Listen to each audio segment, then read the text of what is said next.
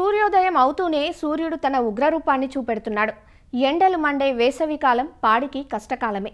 పాడి పశువులు, ముఖ్యంగా గేదెలు ఈ అధిక ఉష్ణోగ్రతలను అసలు తట్టుకోలేవు. ఒత్తిడికి, వడదెబ్బకు గురవుతాయి. పాల దిగుబడి తగ్గిపోతుంది. పశువులు బలహీనపడి వ్యాధుల బారిన పడే ఆస్కారమూ ఎక్కువే.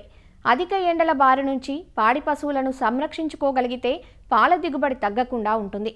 పెరుగుతున్న ఎండల నుంచి పశువులను కాపాడుకోవాలంటే రైతులు కొట్టాల్లో ఉష్ణోగ్రతలను అదుపులో ఉంచే ఏర్పాట్లు చేయడం అత్యంత ఆవశ్యకం. అలాగే వాటి పోషణలోనూ ఆరోగ్య పరిరక్షణలోనూ కొన్ని జాగ్రత్తలు తీసుకోవాలంటూ వివరిస్తున్నారు గుంటూరు జిల్లా పశుసంవర్ధక శాఖ అధికారి డాక్టర్ వెంకటేశ్వర్లు. ఎండలు బాగా విపరీతంగా ఉన్నాయి. ఇంకా మే, జూన్ దాకా నడవాల్సి ఉంది.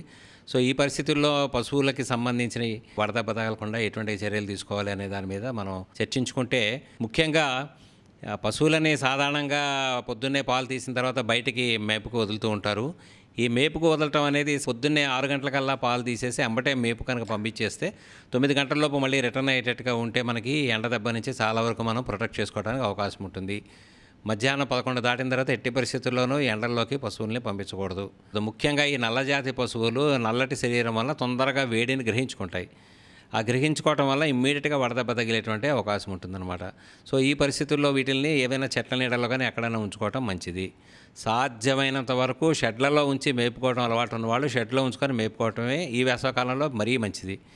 రెండోది ఏంటంటే పశువులకి నీటి లభ్యత. నీరు చాలా ముఖ్యం పశువులకి. సో 60 నుంచి 70 లీటర్ల నీళ్లు రోజుకి పశువుకి అవసరం ఉంటాయి. మెయిన్ ముఖ్యంగా మనకి ఏంటంటే సోడియం లవణం బయటికి వెళ్ళిపోవడానికి అవకాశం ఎక్కువగా ఉంటుంది దీంట్లో. కనుక ఆ సోడియం లవణాన్ని మళ్ళీ మనం రీప్లేనిష్ చేయాలని అనుకుంటే మన సాధారణమైన ఉప్పుని ప్రతి 10 లీటర్లకి 1 చెంచా కనీసము 5 గ్రాముల ఉప్పుని కనుక మనం కలుపుకొని పశువులు కనుక ఇవ్వగలిగితే మినరల్ ఖనిజ లవణాల యొక్క లోపం లేకుండా మనం చేసుకోవడానికి అవకాశం ఉంటుంది. అదేవిధంగా బయటికి వెళ్ళిన తర్వాత ఈ వడగాలికి దానికి వడదెబ్బ తగిలింది అనుకున్నప్పుడు ముఖ్యంగా మనం ఇమ్మీడియట్గా తీసుకోవాల్సిన ప్రాథమిక చికిత్సల దగ్గరికి వచ్చేటప్పటికల్లా సాధ్యమైనంత వరకు వడదెబ్బ తగిలింది అని డౌట్ వచ్చింది అని అనుకుంటే ఇమ్మీడియట్గా ఐస్ ప్యాక్ నుదుటి భాగం మీద పశువులకు పెట్టి కాసేపు ఒక 20 నిమిషాలు కనుక ఉంచగలిగితే ఇమ్మీడియట్గా అది కోలుకోవడానికి అవకాశం ఉంటుంది. ఈ ఎండాకాలంలో పాల దిగుబడి బాగా తగ్గిపోతుంది.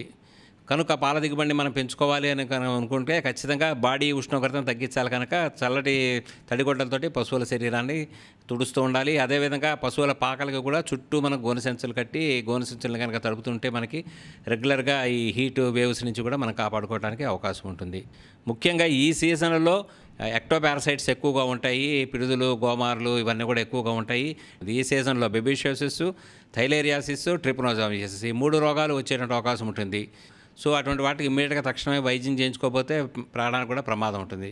ముఖ్యంగా ఈ క్రాస్ బ్రెడ్స్ ఏవైతే హెచ్ఎఫ్, జెర్సీ ఇటువంటి ఆవులు మెయింటైన్ చేస్తున్నారో వాళ్ళకి ఈ బెబిషియాసిస్ కానీ థైలేరియాసిస్ కానీ వచ్చేటువంటి అవకాశం ఉంటుంది ఈ పశువులకి.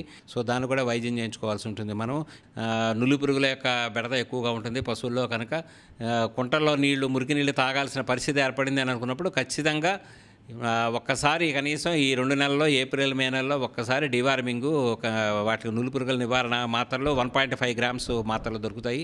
పెద్ద పశువులకైతే, చిన్న పశువులకైతే 500 మిల్లీగ్రామ్స్ నులి పురుగు నివారణ మందులు వాటిని వేసుకొని మనం నులి పురుగుల నుంచి నివారణ చేసుకోవాల్సి ఉంటుంది. ఇప్పుడు అదేవిధంగా ఈ వేసవకాలంలో మనకి పశుగ్రాసం యొక్క లభ్యత చాలా తక్కువగా ఉంటుంది. పచ్చగడ్డి లభ్యత బాగా తక్కువగా ఉంటుంది. పచ్చగడ్డి ఉన్న వాళ్ళకి పర్వాలేదు. పచ్చగడ్డి లేదు, పూర్తిగా ఎండుగడ్డి మీద ఆధారపడి మేపుతున్నటువంటి వాళ్ళు ఏం చేయాలని అంటే సాధ్యమైనంత వరకు ఎండుగడ్డిని యూరియా ద్రావణంతో తడిపి దాన్ని కొద్దిగా మాగబెట్టి అది కనుక మేపుకోవటం వల్ల మనకేమవుతుందనంటే ఎండుగడ్డి యొక్క జీర్ణం చేసుకునేటువంటి అవకాశాలు కొద్దిగా మెరుగయ్యి అదేవిధంగా దానికి సంబంధించినటువంటి కొంత ప్రోటీన్ కూడా అవైలబుల్ రావటం వల్ల పశువులు కొంత ఆరోగ్యంగా ఉండడానికి అవకాశం ఉంటుంది. ఎండుగడ్డి ఎక్కువగా మేపటం వలన పశువులకి జీర్ణశక్తి తగ్గిపోయి దాంట్లో ఎటువంటి న్యూట్రియంట్స్ ఉండవు, ఊరికే పొట్ట నింపడానికి మాత్రం ఉపయోగపడుతుంది.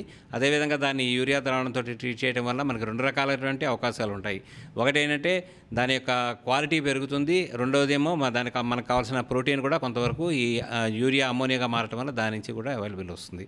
ఇంకా సాధారణంగా ఏంటంటే ముందు జాగ్రత్తగానే ప్రతి సంవత్సరం మన పశువుల పాకలకి దగ్గరలో ఏవైనా పచ్చగడ్డి చెట్లు అనమాట, చిన్న చిన్న చెట్లు వేసుకోవాలన్నమాట. మన హెడ్జిలోస్ అన్న కానీ లేకపోతే అవిస కానీ సూబాబులు కానీ ఇట్లాంటి చెట్లు కనుక వేసుకుంటే ఈ సీజన్లో బాగా ఉపయోగపడుతుంది అనమాట. కొమ్మలు కొట్టి వాటిని పశువులకి పచ్చగడ్డిలాగాను ప్లస్ అత్యధిక పోషక పదార్థాలు ఉంటాయి, వాటిలో ప్రోటీన్స్ ఎక్కువగా ఉంటాయి కనుక వాటిని మేపుకోవడం వల్ల పశువులకి కొంతవరకు మనం ఉపయోగపెట్టుకోవడానికి అవకాశం ఉంటుంది.